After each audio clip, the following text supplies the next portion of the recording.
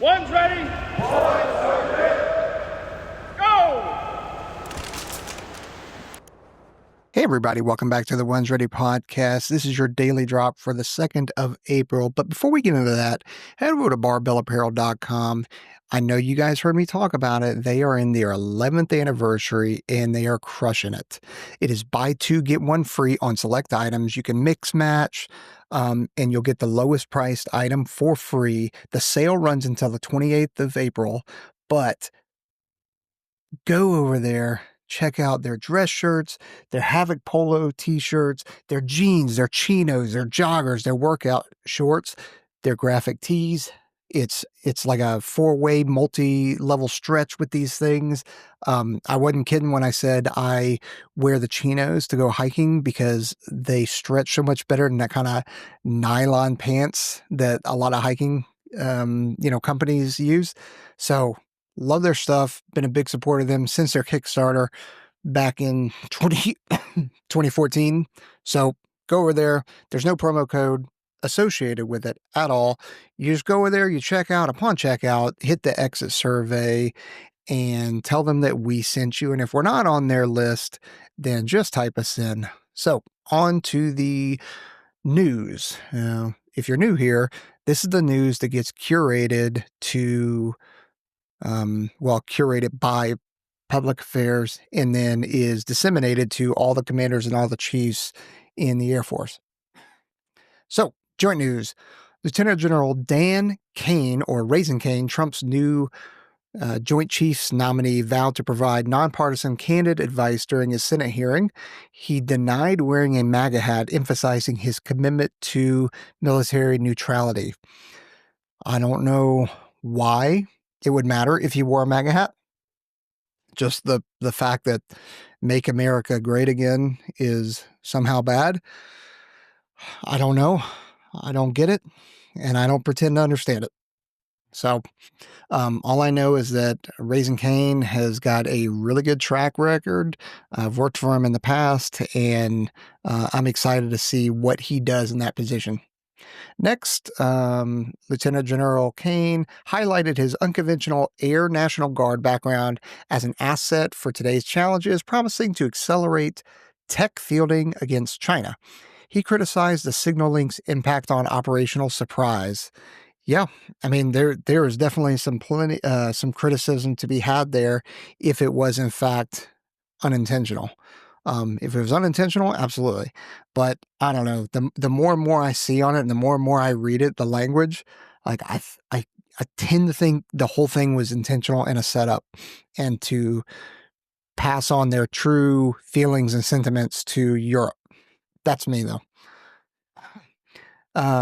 He also praised commercial tech's potential leveraging and entrepreneurial experience to push for rapid DoD prototyping via the Defense Innovation Unit. He aims to integrate industry solutions into the Joint Force.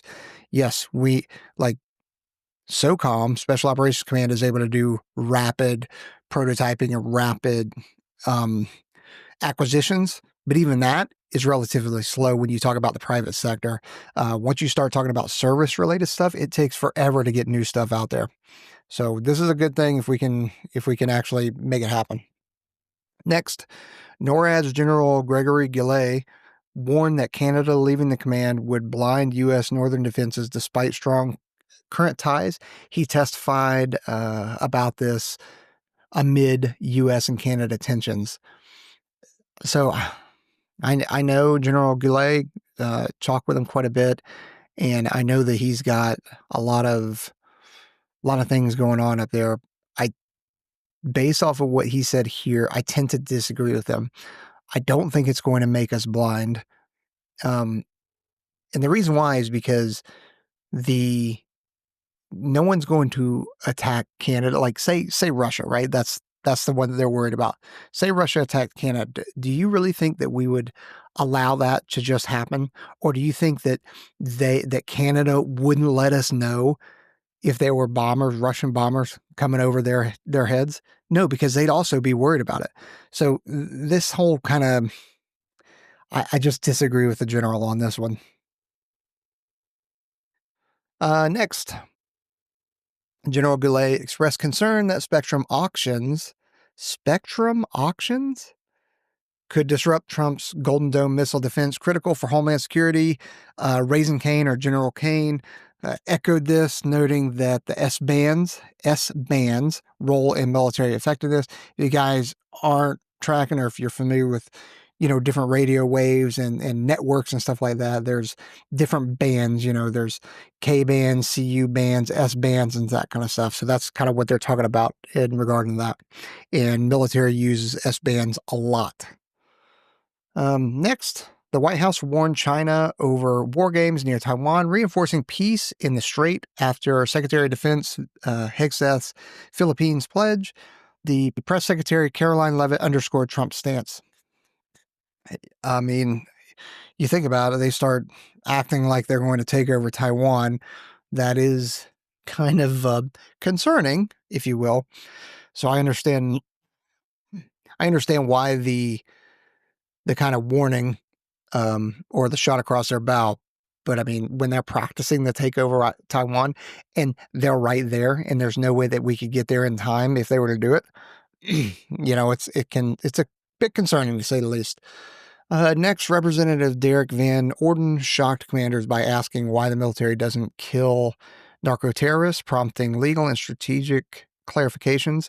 Northcom's Gillet suggested a tougher stance could curb fentanyl smuggling. Yeah, it's funny now that we're actually taking it serious, when in previous years we haven't taken it seriously at all. We just kind of turned a blind eye to it. But now we're paying attention. So, frustrating, to say the least. And if you've lost somebody to fentanyl, I haven't, but there are plenty of people out there that have. Like, it is a real big pandemic. And if, I can't remember how many people have died from fentanyl overdoses in the last couple of years, but if you change that from being fentanyl overdose to, say, attacks, you would have complete and utter policy changes across the board. So, like, what are we talking about here? All right, next, the Air Force news. Kadena Air Force Base Kadena Air Force Bases over in Japan. Last active duty F-15 Charlie flew out in January, with F-15EXs set to arrive in 2026 after a maintenance realignment. So F-15Cs are your kind of air-to-air, your air dominance kind of folks, whereas your F-15EX is more, it is going to be in that realm. They're going to have that role. They're also going to have some other roles. The wild thing is that you're going to remove F-15Cs from being forward deployed with a plan to backfill them with F-15EXs, but not until 2026. Like, I don't understand that move. And even right now, it's already a delay from what was originally planned. Like, they tried to get those things out of there, I think 3 years ago, I believe. And they put a stop to it. The commander over there in PACOM and Indo-PACOM put a stop to it, but looks like it just flew out. So now they're without some jets, which seems not the way of doing business to me. But next, Tyndall Air Force Base's rebuild, 15% complete post-Hurricane Michael. It prioritized resilience with 165-mile-an-hour wind-resistant structures, and the chief engineer aims to be 30% completed by the end of the year. I mean, if you saw the destruction of Tyndall Air Force Base and how many planes and how many structures and how many buildings that we lost over there, it's kind of surprising that we decided to even rebuild that place instead of just pull out of there completely and move our planes and infrastructure. I'm surprised that we decided to do that. But again, I don't make those kind of decisions. All right, next, Space Force news. The vice chief of the Space Force warned of China's anti-satellite dogfighting, stressed space superiority's necessity. Chief General Chance Saltzman said it's critical to deny adversaries space-enabled targeting. We talked about it before. If like think of the movies, right? Satellites kind of dogfighting, like planes dogfight, like that is going to start happening sooner than we think. Next, Northrop Grumman won a Space Force contract for the Elixir satellite refueling demo, building on its GAS-T tanker design. The program targets enhanced orbital mobility against Chinese maneuvers. So essentially, once we shoot something up into space, we can't replenish a satellite's, whatever the oxygen or whatever they use to make minor adjustments or move a satellite. So this would be the solution to go over there, essentially provide tanker support to that satellite to extend its lifespan. The Space Force awarded initial 90-day commercial augmentation space reserve contracts with Colonel Richard Nisley, eyeing expansion. The deals aim to refine operations amid ongoing cyber threats.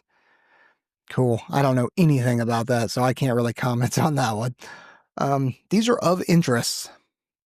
The State Department cleared $5.6 billion for F-16 sale to the Philippines, boosting maritime and air support post Secretary of Defense visit. It aligns with U.S. security objectives. Yeah, let's give out F-16s. Absolutely. We need to, we got to have strong and capable partners over in the Pacific because we can't do it by ourselves.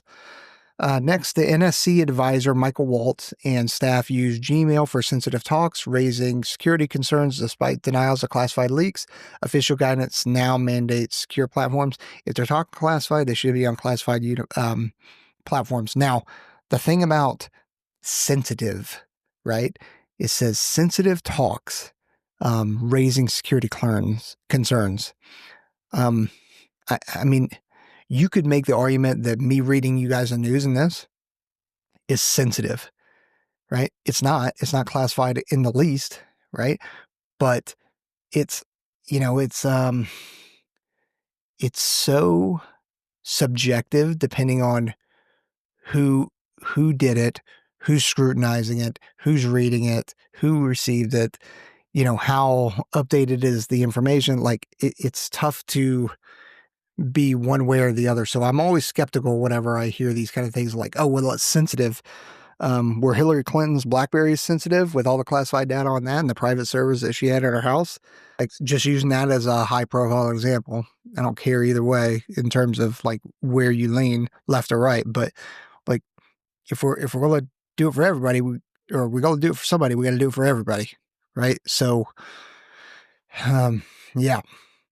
Anyway, Canada's ex-Air Force head, Lieutenant General Ivan Blondie, called its F-35 buy irresponsible amid U.S. tensions, urging a rethink the Defense Department is reviewing but not canceling yet.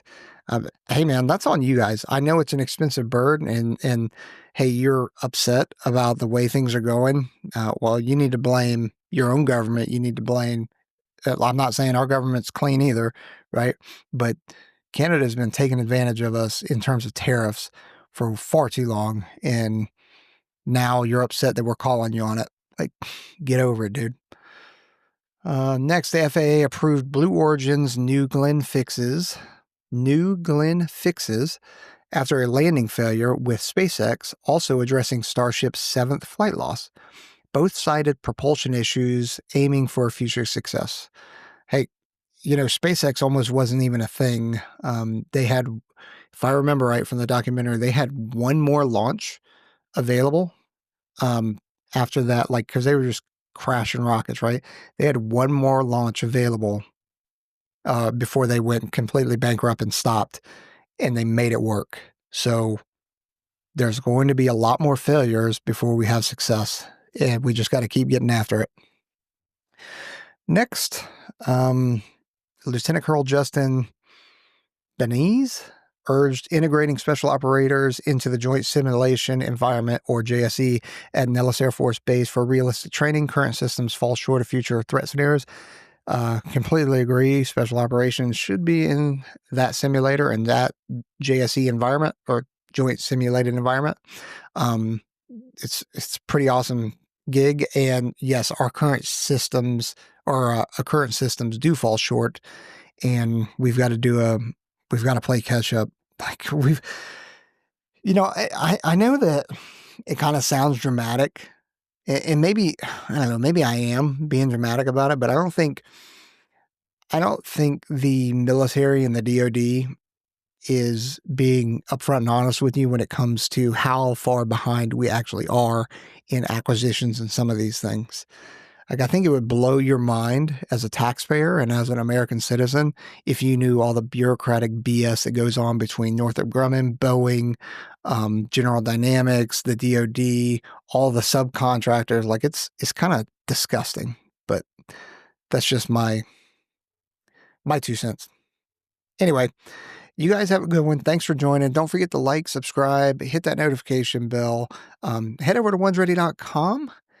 Get yourself a piece of merch. We are restocking. We should have some new hats and shirts and flags being restocked. It's just taking a while because we all have other jobs and everything now. So it's getting a little bit crazy.